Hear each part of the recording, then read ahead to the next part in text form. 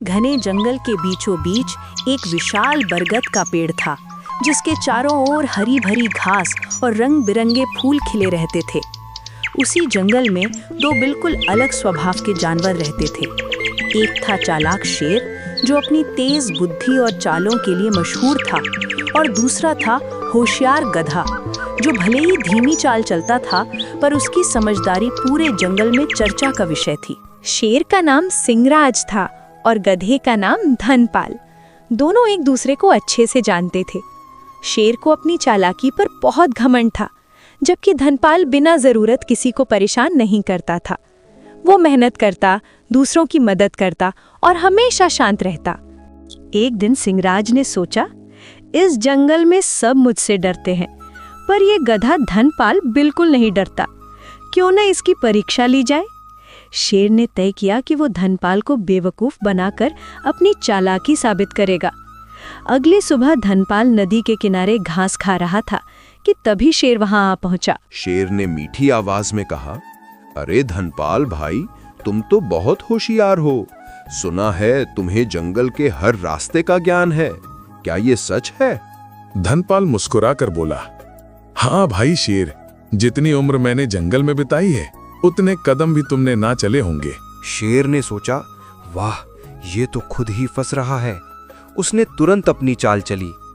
अगर ऐसा है तो मुझे जंगल में कहीं एक अनमोल फल मिलने की खबर है, जिसे खा लेने से अमरत्व मिल जाता है। क्या तुम उस जगह तक मुझे ले जाओगे? धनपाल समझ गया कि कोई ना कोई चाल जरूर चल रही है। उससे मालूम था कि जंगल में ऐसा कोई फल नहीं होता, पर उसने भी सोचा कि क्यों ना शेर की असली नीयत पता की जाए। धनपाल बोला, जरूर, मैं तुम्हें उस फल तक ले जाऊंगा, मगर रास्ता थोड़ा लंबा और खतरनाक है। शेर ने तुरंत हामी भर दी, मैं नहीं डरता, बस फल मिलना चाहिए। धनपाल ने सोचा, जब इसे फल ही नहीं मिलेगा तब समझ आएगी कि दूसरों को बेवकूफ बनाना कितना गलत है। दोनों जंगल की ओर चल पड़े। रास्ते भर शेर फल की कल्पना करता रहा और बार बार पूछता, धनपाल अभी कितना दूर है? धनपाल कहता, बस थोड़ा सा और। कई घंटे चलने के बाद दोनों एक खतरनाक सी घाटी में पहुंचे।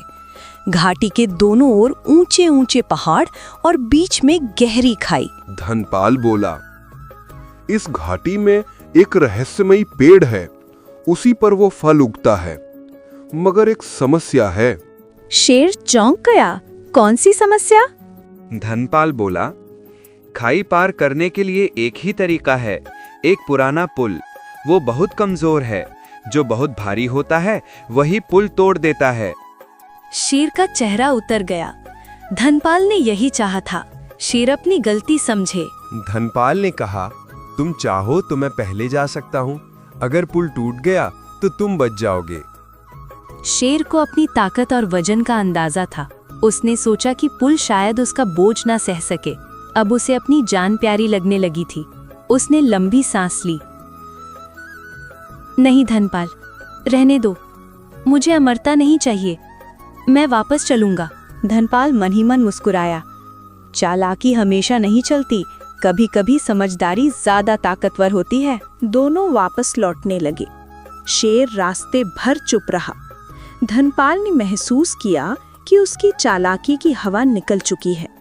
जंगल के करीब पहुंचकर शेर बोला, धनपाल भाई, मैंने सोचा था कि मैं तुम्हें बेवकूफ बना सकूंगा, लेकिन सच तो ये है कि तुम्हारी समझदारी मेरी सारी चालों पर भारी पड़ गई। धनपाल ने मुस्कुराकर कहा, भाई शेर, चालाकी बुरी नहीं, पर इसका इस्तेमाल किसी को नुकसान पहुंचाने के लिए करना गलत है।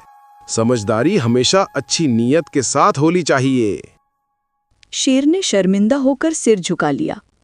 तुम सही कहते हो, आज के बाद मैं किसी को छलने की कोशिश नहीं करूंगा। धनपाल बोला, और मैं भी तुम्हारी हर जरूरत में मदद करूंगा, क्योंकि जंगल में मिलजुल कर रहना ही सबसे बड़ी ताकत है। उस दिन से शेर और गधा एक दूसरे के सच्चे मित्र बन गए। शेर की चालाकी अब किसी को धोखा देने में नहीं, बल्कि जंगल की रक्षा करने में लगने लगी। धनपाल सभी जानवरों को शांतिपूर्वक साथ रहने का रास्ता दिखाने लगा। दोनों की दोस्ती इतनी गहरी हो गई कि पूरा जंगल उनकी मिसाल देने लगा। चालाकी अच्छी है, पर सही दिशा में। होशियारी का सबसे बड़ा हथियार है सही समय पर सही निर्णय।